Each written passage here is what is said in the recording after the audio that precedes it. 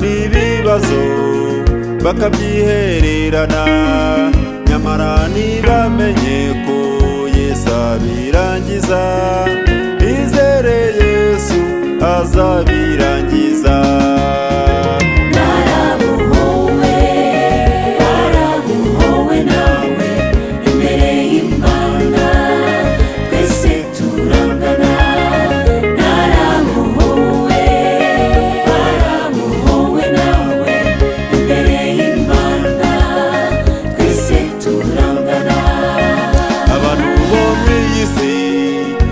Baranyobeye bahura no gufungwa bakabyihererana, nyamara ntibamenye ko Yesu ari ufungura.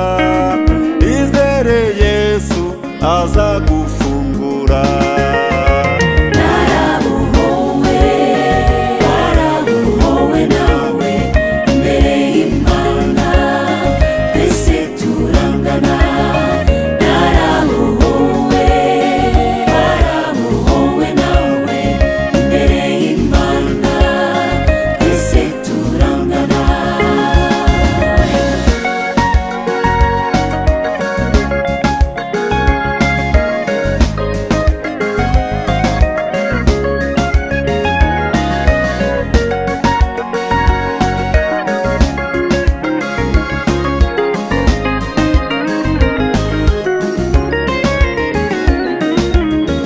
Abantu bo mw'iyi si ye baranyobeye bahura n'ibigerageza bakabyihererana, nyamara ntibamenye ko Yesu abikemura.